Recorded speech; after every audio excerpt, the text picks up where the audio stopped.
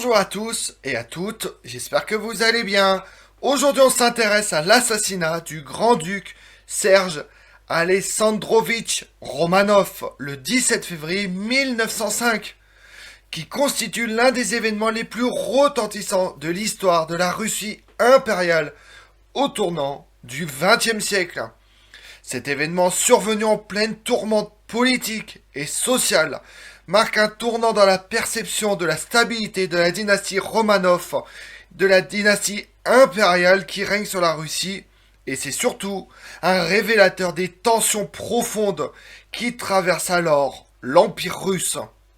L'étude de cet assassinat s'impose non seulement par l'impact immédiat qu'il a eu sur la famille impériale, mais aussi par les répercussions à long terme sur la politique intérieure russe et sur la montée des mouvements révolutionnaires, un peu comparables à l'assassinat de l'archiduc à Sarajevo.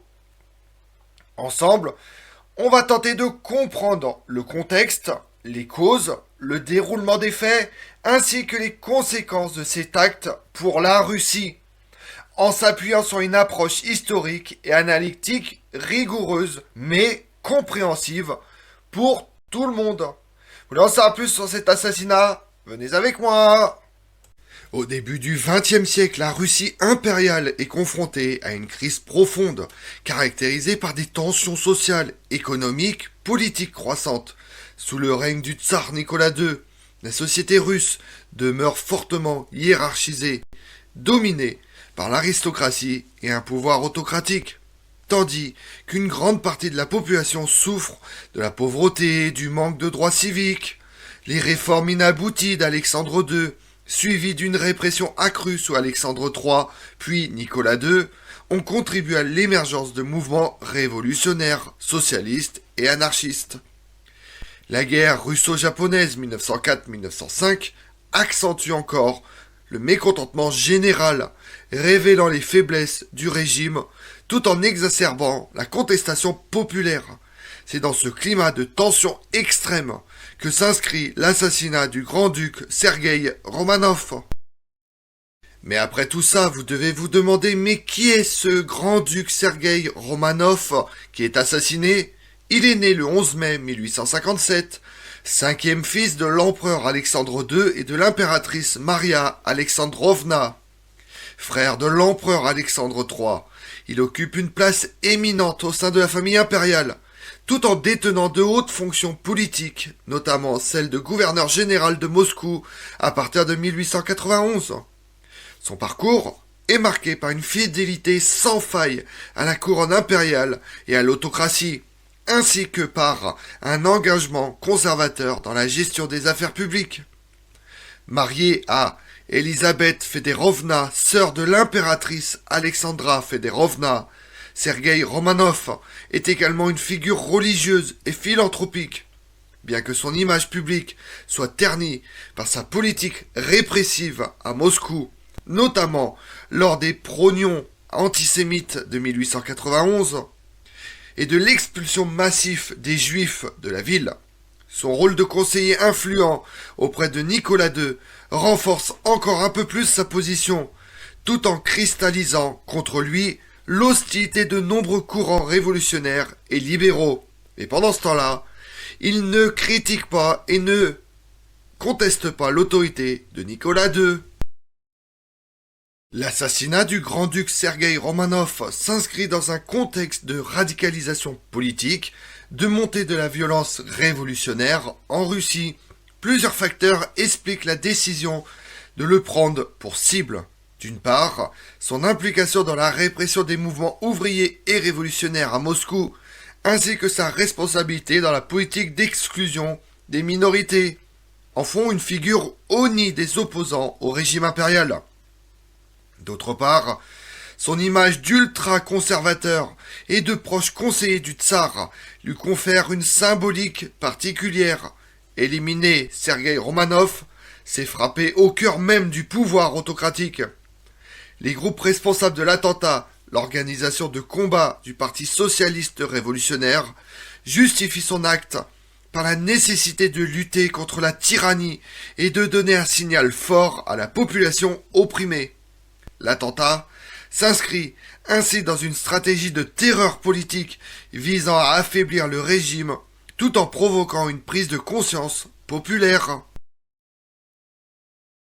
Le 17 février 1905, alors que Moscou est en proie à une agitation croissante liée à la guerre et aux grèves ouvrières, le grand-duc Serge Romanov quitte le palais du Kremlin à bord de sa calèche.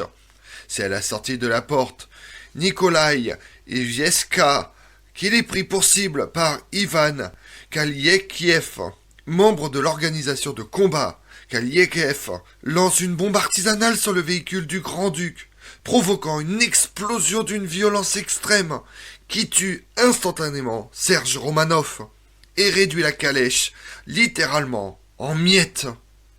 L'attentat, minutieusement préparé, vise à éviter toute victime collatérale. Kaliekiev attend que la grande-duchesse Elisabeth ne soit plus présente avant d'agir. Rapidement arrêté, il revendique son acte lors de son procès, affirmant qu'il s'agit d'un geste politique contre la tyrannie des Romanov. La mort du grand-duc a un impact immédiat sur la famille impériale, qui se trouve profondément choquée et fragilisée. L'impératrice Alexandra Fedorovna et le tsar Nicolas II redoutent une multiplication des actes de violence et s'inquiètent de la sécurité de leur entourage. Sur le plan politique, l'attentat accélère la prise de conscience de l'ampleur du danger révolutionnaire et conduit à un durcissement de la répression, notamment à Moscou, où l'état de siège est décrété. À plus long terme, l'assassinat contribue à délégitimer davantage le régime impérial aux yeux de la population et alimente le cycle de violence politique. Il renforce également la détermination des révolutionnaires tout en exacerbant la paranoïa du pouvoir, qui multiplie les mesures d'exception et les arrestations arbitraires. L'événement s'inscrit ainsi dans la dynamique qui conduira à la révolution de 1905, puis à celle de 1917. L'assassinat du grand-duc Sergueï Romanov suscite des réactions contrastées au sein de la société russe et à l'étranger.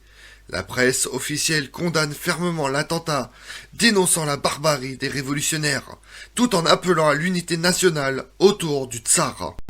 En revanche, certains journaux libéraux ou clandestins saluent le courage des auteurs de l'attentat et y voient l'expression d'une protestation légitime contre l'oppression.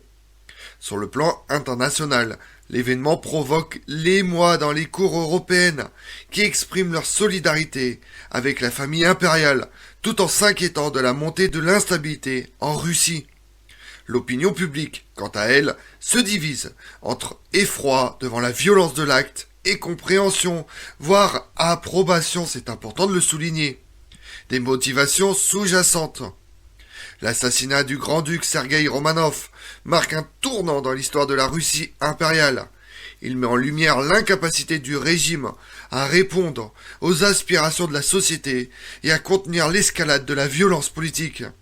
L'événement accélère la radicalisation des mouvements révolutionnaires, tout en affaiblissant la légitimité de la monarchie aux yeux d'une partie croissante de la population. Il contribue également, c'est important de le dire, à la fragmentation de l'élite dirigeante, certains appelant à des réformes, d'autres prônant une répression accrue.